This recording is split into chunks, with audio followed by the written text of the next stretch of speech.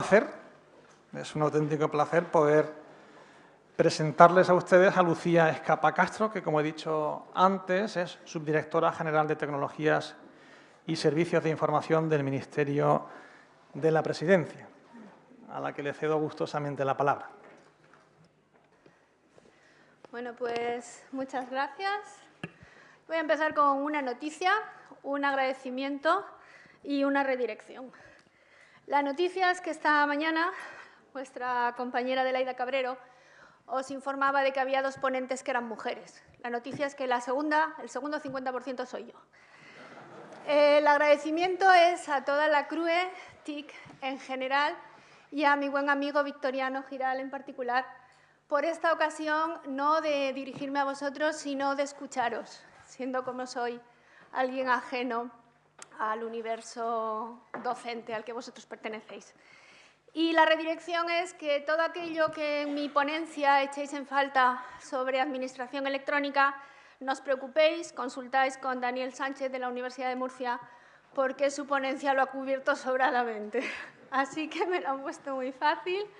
Ahora vamos a ver si consigo recuperar mi presentación, que no sé dónde estaba.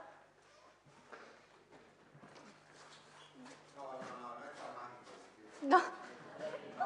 Te tienes que poner allí. Cachis. No. Ponerte los táctiles es muy caro. Son de los cutres. Si algún patrocinador se le apetece, pues ponemos un logo bonito aquí por detrás y esas cosas, ¿vale? ¿Vale? Alguien me ha traído por ahí un ordenador muy grande. Yo que venía digital. Pues no. Vale. Bueno, mi presentación, que voy a tratar de ajustarme estrictamente a los 30 minutos, no es un trabajo muy académico, en realidad es una recopilación de ideas y de dibujos, de gráficos de diversas fuentes que podéis encontrar al final del PowerPoint. Y es un conjunto de reflexiones personales acerca de la transformación digital, el CIO y la administración. Los puntos que quiero cubrir pues, es hablar un poco más de qué es exactamente eso de la transformación digital, que desde hace 2 años pues, ha pasado de las revistas especializadas a la prensa generalista. ¿Cuál es el rol del CIO? Si es que lo tiene. A lo mejor resulta que pues, hay muchos analistas que dicen que no hace falta un CIO para lo de la transformación digital. Y, por último, ¿cuál es el impacto tanto de esa transformación digital como del hipotético rol del CIO en la administración? Bueno, pues, ¡uy, cielos! Para empezar, la transformación digital, de repente, parece que todos estamos hablando de digitalización, de redes de comunicaciones, de Internet, de los móviles, del Big Data, de las redes sociales, del cloud, del Internet de las cosas, como si fueran cosas que aparecieron ayer por la tarde. Y, en realidad, si hacemos un poco de memoria, esto no es de ayer por la tarde, los antecedentes son bastante antiguos. Sin ir más lejos, pues las redes sociales, si os acordáis de los bulletin boards, pues son de 1978. El Internet de las cosas, los sistemas de control, sensores y actuadores en los trenes son de los años 20. Quiere decir que el sustrato tecnológico lleva ya tiempo entre nosotros. Entonces, ¿por qué de repente parece que la transformación digital ha explotado de la noche a la mañana? Bueno, pues yo creo que uno de los elementos que hacen que esa transformación digital sea verdaderamente un fenómeno diferente es el ritmo con el que están ocurriendo las cosas. Seguro que habéis visto alguna infografía parecida a esta. Es un resumen de qué cosas ocurren en Internet en un minuto ahora, en 2016. Bueno, pues aunque el correo electrónico en su mayor parte sea spam, en un minuto se generan 150 millones de correos electrónicos. En un minuto se descargan 50.000 apps del App Store. Amazon factura $230.000 en un minuto y se ven 2.780.000 vídeos en YouTube. O sea, esto es algo que verdaderamente es una diferencia de un orden de magnitud incomparable a las situaciones anteriores. Y aquí tenéis un gráfico que ilustra la consecuencia de ese ritmo, es decir, el crecimiento de los datos, pasando de 1,2 zettabytes en 2010 a 7,9 en 2015, a una estimación de 35 en 2020. Y aquí hay 2 elementos que me gustaría destacar. El primero, que el 70% de esos datos se crean por individuos, por el usuario final, pero el 80% de ese total lo gestionan empresas. Es importante. Y en la estimación del año 2020, más o menos un tercio de todos esos datos, de todos esos 35 zettabytes, pasarán en algún momento de su ciclo de vida por la nube. En algún momento de la aparición, explotación, mantenimiento de esos datos estarán alojados en la nube. Segundo elemento que, en mi opinión, hace que la transformación digital sea mucho más que todo ese conjunto de tecnología, ¿quién la protagoniza? En realidad, la transformación digital es el proceso conjunto que desencadenan todos esos elementos que hemos estado viendo, pero al alcance del usuario final. Eso es lo que, en mi opinión, diferencia la existencia de todas esas tecnologías hace 30 años, cuando solamente estaban al alcance en grandes organizaciones, del momento actual en que cualquiera de esos recursos lo tenemos en el bolsillo. El 90% de todos los datos que hay en este momento almacenados se han generado en los últimos 2 años. Y eso, forzosamente, te lleva a preguntarnos, nos lleva a preguntarnos sobre cómo de buenos son esos datos, cómo de veraces, cuánto ruido hay, cómo de fiable es esa información que almacenamos. Y, por lo tanto, cómo analizarla para extraerle valor, para darle utilidad.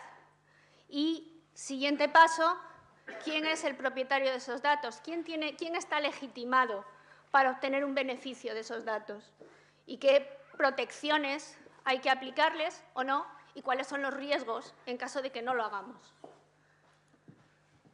Altimeter, que es una consultora estadounidense que tiene un estudio que lo he enlazado a la presentación, muy interesante, construido a base de entrevistas con los principales directivos de grandes empresas, entre las que está, por ejemplo, General Motors o Lego, la Universidad de Harvard, hace una definición que he encontrado después repetida, parece que ha hecho fortuna, que dice que la transformación digital es el realineamiento o las nuevas inversiones en tecnología y en modelos de negocio para conseguir atraer de una manera más eficaz y retener a los clientes digitales o a los usuarios digitales en cualquiera de los puntos en los que interactuamos con ellos en el ciclo de vida de la experiencia del usuario.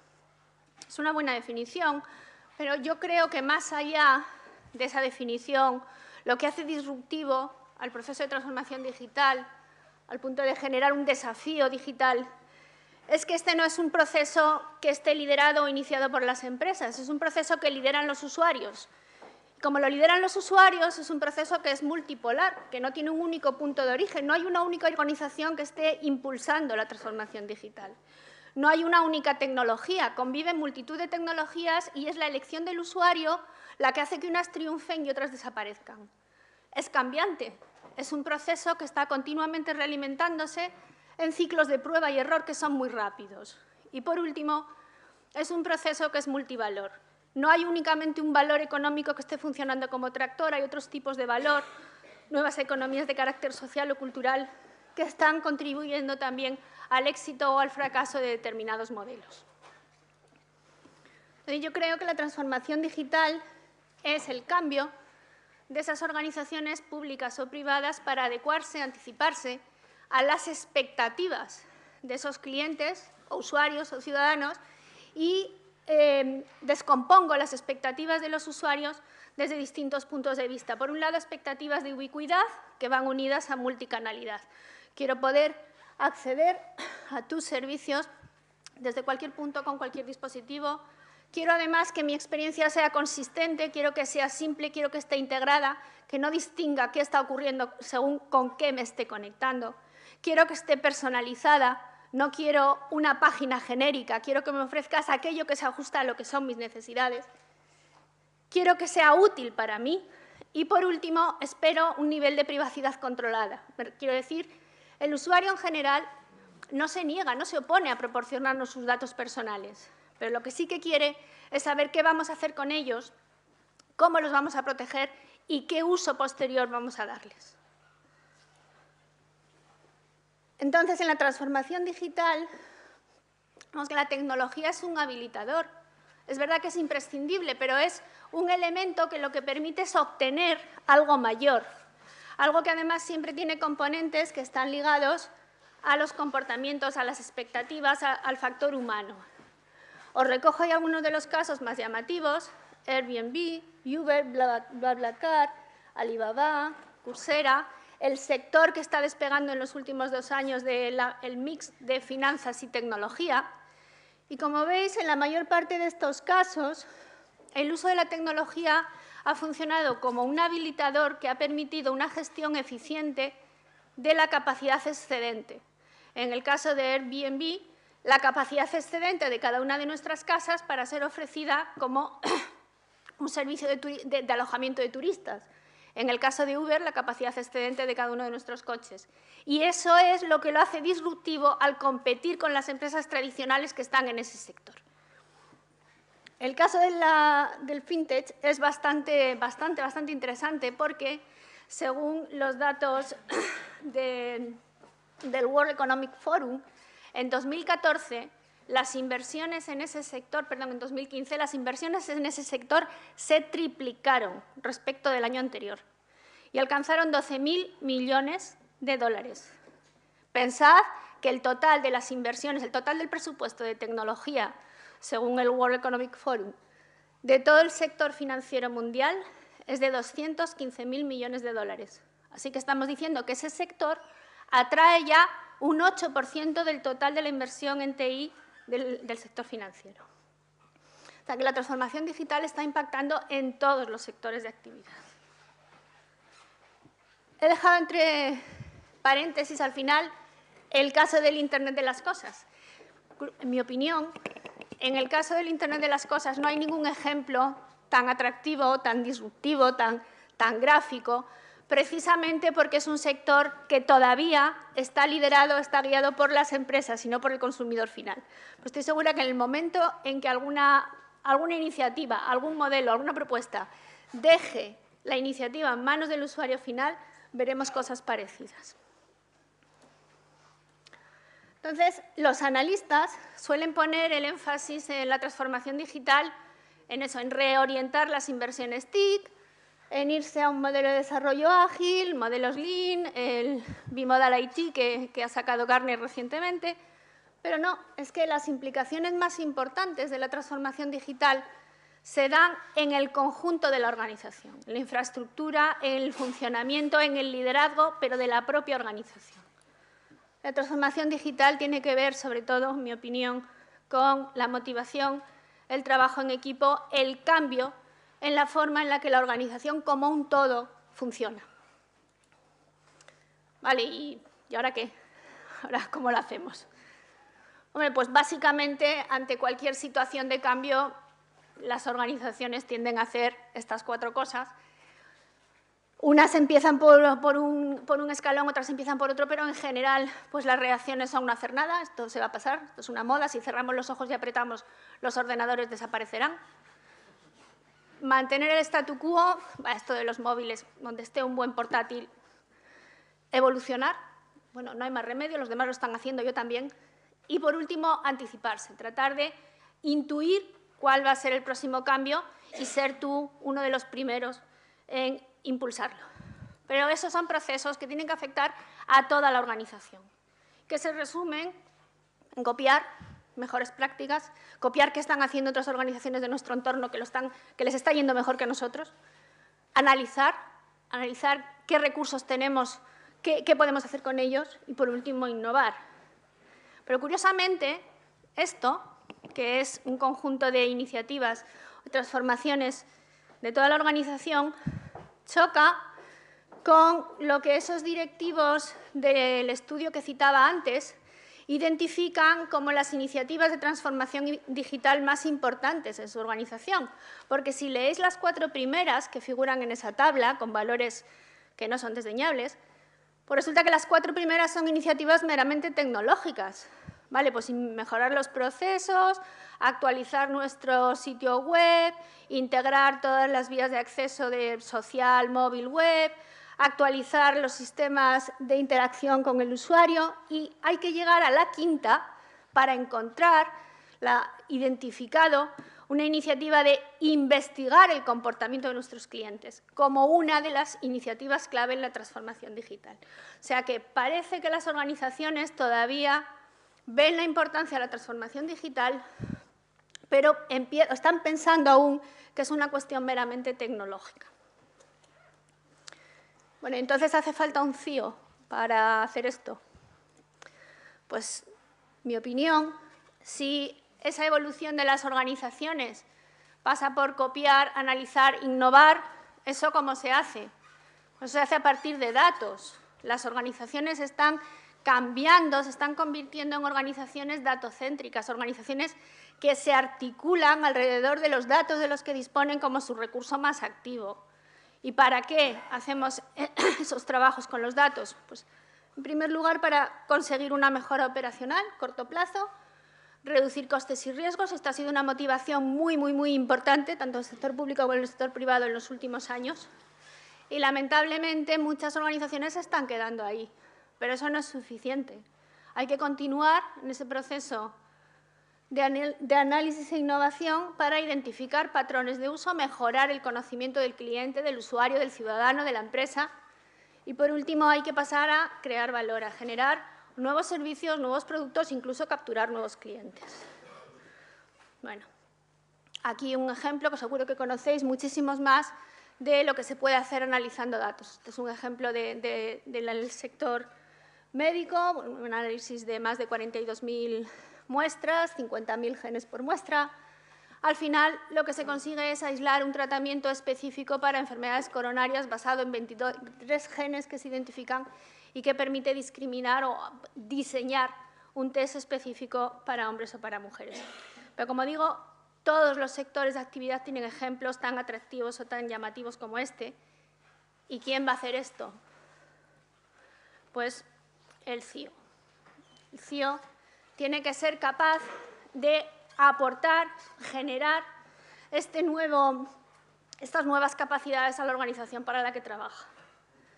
Bueno, y entonces ahí tenemos al pobre CIO, que está entre el Internet de las cosas, el cloud, el Big Data, las redes sociales. El pobre I hecho un lío. Ahora, tiene que ser el catalizador de la transformación digital, tiene que ser un socio estratégico para la dirección de la organización, tiene que ser un consultor al que se puedan dirigir el resto de las unidades para, oye, ¿y si hiciéramos esto? ¿Y si pensáramos en esto? Tiene que ser a la postre un accionista, alguien que siente el resto de la organización como su propia organización. Y más allá de nuevas palabras como el CDO o el evangelista digital, que es lo mejor que he oído últimamente, pues no hay que perder de vista la componente tecnológica. Es decir, el CIO tiene que ser el referente interno de la organización, pero no solo desde el punto de vista de la tecnología como herramienta, sino desde el punto de vista de la tecnología como oportunidad. Y llegados a este punto, pues el CIO se enfrenta a una cierta paradoja. Por una parte, porque tiene que ser el catalizador de esa transformación digital, pero para hacerlo necesita que la dirección le habilite, le proporcione respaldo y le proporcione recursos. Recursos, ya sabéis lo que es, personas y dinero. Con lo cual necesita que la dirección sea como mínimo un poco sensible al mundo digital, porque si no, el respaldo lo tiene mal y sin el respaldo no va a poder convencer al resto de la organización. Pero es que además, el pobre pues no puede liderar la transformación digital él solo, necesita alguien más de la organización que la lidere y, sin embargo, se le va a hacer responsable del fallo de la transformación. Así que necesita mucha visibilidad y un soporte organizacional a lo largo de toda la transformación. No vale con decirle, chico, esta es tu misión, adelante con ella, sino que la organización tiene que darle respaldo a lo largo de todo el proceso y darle visibilidad de qué están haciendo el resto de las unidades de la organización. El estudio en los datos de 2014 de esas empresas que os mencionaba, pues el 54% de ellas, la transformación digital, la está liderando marketing. En el 42% de los casos, el director general. Y solo en el 29% de los casos es el CIO o el director de tecnología quien lo está haciendo. No quiere decir que en el 54 y en el 42 el CIO esté ausente, sino que el liderazgo, el impulso de la transformación, no lo está proponiendo el CIO. Pero la conclusión de qué necesita el CIO y quién tiene que acompañarle en el liderazgo me lleva forzosamente a la conclusión de que el CIO tiene que ser un directivo del comité de dirección y que tiene que estar al mismo nivel pues, que el director de marketing, que el director de finanzas, que el director de recursos humanos y reportar al mismo nivel de la organización. Así que ese rol del CIO de catalizar la transformación digital se va a articular a través de los órganos de dirección y de gobierno, a través de los clientes, los usuarios, los ciudadanos, a través de los equipos de trabajo, que tienen que ser cada vez más multidisciplinares, a través del liderazgo. A la postre, lo más importante va a ser la parte de las personas, mucho más que la de la tecnología. ¿Y cómo se hace esto? ¿Cómo se implementa ese rol catalizador del CIO en la organización? Pues esta es una representación de los niveles de madurez en la gestión de las TI en las organizaciones, que se puede encontrar en mucha documentación de referencia. Básicamente son 3 escalones. Creo que todos los que llevamos un cierto tiempo en este negocio hemos pasado por ellos. El primero es el nivel de operación. Ahí el trabajo del CIO, el director de informática, se basa prácticamente en su totalidad en una competencia técnica, pura y dura. En el nivel de administración de TI, los servicios que se proporcionan a la organización son importantes, la organización depende de ellos y, por lo tanto, hay un componente significativo de generar y obtener credibilidad a partir de ese soporte a los objetivos de la empresa o de la organización. Y en el último nivel de madurez está el gobierno de las TI, es decir, crear valor para la organización a través de las tecnologías. Entonces, podríamos decir que ese nivel óptimo de madurez, el gobierno de las TIC busca asegurar la alineación estratégica entre el negocio y las tecnologías, de manera que el valor para el negocio se maximice mediante estructuras organizativas que aseguren control, responsabilidad, gestión de rendimiento y de los riesgos. Esta es una definición que ya tiene unos años y yo siempre que la escucho pues pienso en esto, en Tom y Jerry. Ahí la pobre tecnología corriendo detrás del negocio a ver si lo alcanza y se alinea con él. Pero la verdad es que a día de hoy, con la transformación digital, creo que está empezando a pasar lo contrario. Es el pobre negocio el que va corriendo ahí detrás de la tecnología a ver si la pilla y encuentra cómo mantenerse en la escena, ¿no? Este proceso del gobierno de las TI, en un nivel máximo de madurez de las organizaciones, pues se podría ver como un círculo virtuoso. El objetivo de una organización, sea cual sea, es crear valor. Ese valor no necesariamente es económico, hay muchas otras modalidades de valor. Crear valor para los ciudadanos, crear valor para los estudiantes, crear valor para las empresas, crear valor para los clientes. Eso implica alinear tecnología y negocio. Unas veces la tecnología perseguirá el negocio, otras veces será al contrario. A partir de esa alineación podemos crear valor específico a través de las TI, nuevos servicios, nuevos modelos, pero para eso tenemos que gestionar los recursos con los que lo hacemos. Gestionar los recursos conlleva gestionar riesgos, gestionar implica medir y, por último, el resultado de la medición lo que da es feedback, que permite mejorar esa alineación entre tecnología y negocio. Os lo he resumido aquí, una comparativa entre administración y gobierno. Veis que uno es táctico, otro es estratégico. Y como modelos de gobernanza, los más conocidos son, por un lado, el de la ISO 38500, modelo de gobernanza de TI, y los trabajos previos del Information Technology Governance Institute, ITGI, conocido también como ISACA. En esencia, lo que hacen es colocar la responsabilidad de la gestión de las TI en el comité de dirección de la organización, establecer qué decisiones se toman, cómo se toman, un conjunto de principios que deben gobernar ese funcionamiento y proponer que esto ya lo hace ISACA, proponer una manera, que no es la única, evidentemente, de implementar ese gobierno de las TI, con un comité de estrategia de TI al nivel del Consejo de Administración, con un comité ejecutivo al nivel del comité ejecutivo. Os he resumido ahí también los niveles a los que actúan y, sobre todo, las responsabilidades, que son completamente distintos. Uno es un órgano asesor, otro es un órgano ejecutivo. Y, en esencia, el CIO, que participa en los dos, lo que hace es funcionar, digamos, de bisagra. Articula la comunicación o el traspaso de información y de instrucciones del comité de estrategia al comité ejecutivo. ¿Qué tiene esto que ver con la Administración? Bueno, pues tiene que ver con la Administración porque las demandas de los ciudadanos han ido evolucionando en paralelo a la madurez de la introducción de la digitalización de la sociedad, demandas de servicios públicos, demanda de información y demanda de control.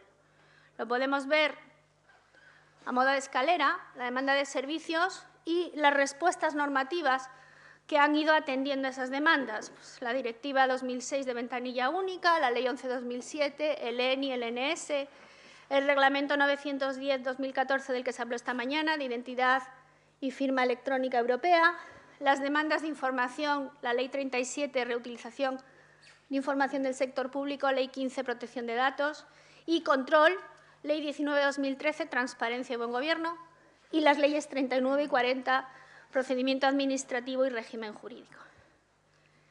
¿Cómo ha implementado la Administración General del Estado herramientas de gobierno dentro de este marco? Pues, en primer lugar, ha creado un CIO, que era una de las medidas que preveía el informe por la Comisión de la Reforma de las Administraciones Públicas, y ha creado un modelo de gobernanza que se parece bastante al que os mostraba de ISACA.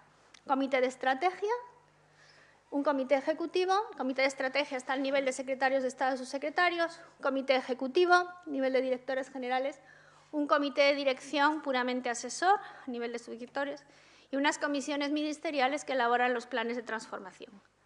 La estrategia de transformación digital se mencionó esta mañana, se aprobó el año pasado y prevé planes específicos con un horizonte para 2020 en todos los ministerios.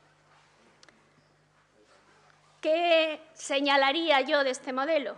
Pues, en primer lugar, que aunque se ha creado el CIO, ese respaldo, esos recursos que mencionaba como imprescindibles, no han sido suficientes o han tardado bastante en llegar. En segundo lugar, el comité de estrategia no está lo suficientemente integrado con lo que sería el comité de dirección. No hay suficiente intercambio de información. El comité ejecutivo, que está formado por 11 miembros, pues de esos 11 miembros, 3 de ellos no forman parte del modelo de gobernanza, lo cual no deja de ser un poco disfuncional.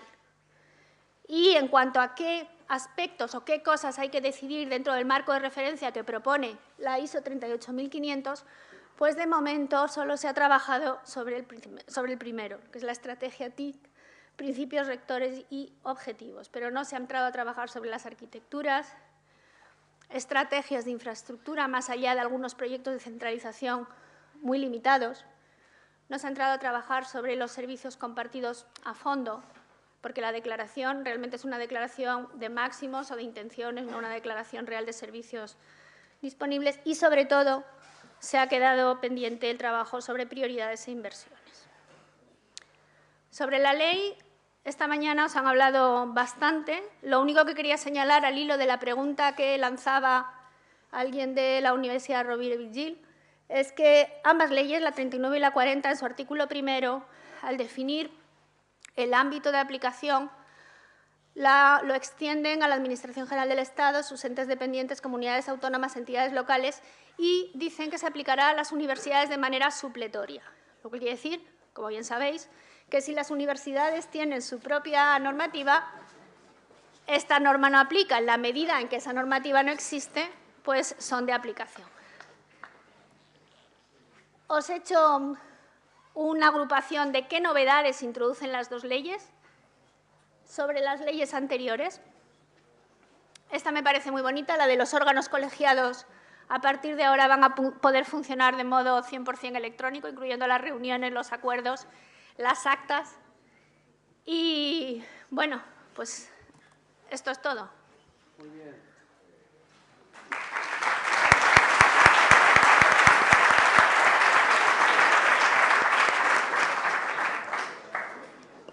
Aunque sea un minuto, preguntas, dudas o comentarios ponías ahí, ¿no? ¿Hay alguna duda, pregunta o comentario? Sí. No sé si tenemos algún micro. Sí, aquí hay un inalámbrico. Sí, os rogaría que no extendierais mucho. Hola, buenas tardes. Me llamo Juan Antonio, soy de la Universidad de Córdoba. Quizás soy el más viejo rockero del lugar, ¿no? Tomás.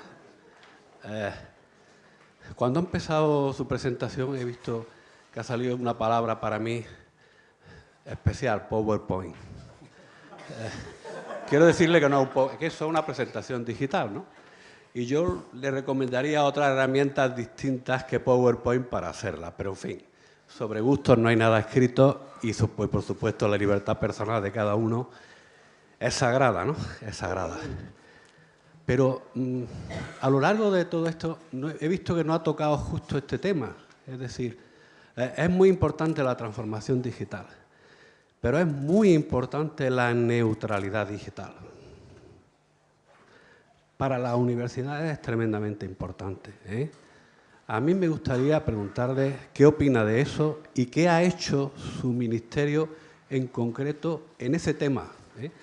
Seguimos teniendo algunos problemas las universidades cuando nos relacionamos con la administración con determinados software propietarios, ¿eh?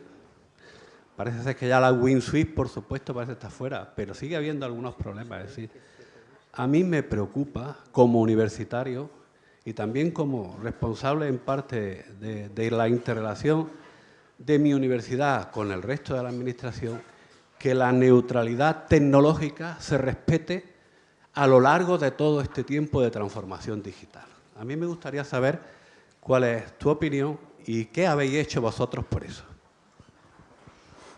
Es un tema que es bastante complejo porque tiene por un lado aspectos normativos, luego tiene también aspectos organizativos y aspectos económicos. Desde el punto de vista normativo, hasta donde creo recordar, la obligación de la Administración es proporcionar a todos los ciudadanos acceso a sus servicios en igualdad de condiciones con independencia de la tecnología que el ciudadano decida utilizar. Y ahí efectivamente hay una obligación legal y si no la estamos cumpliendo, pues estamos en falta. Dicho esto, el que internamente las organizaciones, la Administración, utilice unas herramientas u otras, tiene muchas explicaciones que tienen que ver desde con el aprovechamiento de las inversiones que ya tienen hechas hasta con el conocimiento del personal con el que cuentan o la disponibilidad de recursos para afrontar un cambio. Y ahí la decisión muchas veces no es ni siquiera de los gestores TIC, sino de sus superiores. Por ponerte un ejemplo concreto, Ministerio de Presidencia, internamente trabajamos en gran parte de los proyectos con productos de Microsoft y no tenemos capacidad de cambiarlo porque no tenemos los recursos humanos necesarios para seguir dando servicio al mismo tiempo que acometemos la reconversión de todos esos entornos. Entonces, no podemos tomar una decisión que no podríamos ejecutar. Si en algún momento la dirección del Ministerio, por los motivos que sea, quisiera aplicar un plan de esa naturaleza, pues lo primero que pediríamos cualquier gestor es, bien, perfecto, dame recursos. Entonces, hay que distinguir, en mi opinión, lo que es la relación hacia afuera, relación con el ciudadano, y ahí sí que tenemos una obligación inequívoca de garantizar el acceso del ciudadano, cualquiera que sea la tecnología que use el ciudadano. Y otra cuestión es, en el uso interno de la Administración, que efectivamente hay que tener en cuenta otros elementos que pueden hacer tomar una decisión u otra. Bueno, pues yo creo que le damos un último aplauso a Lucía, ¿vale? Muchas gracias.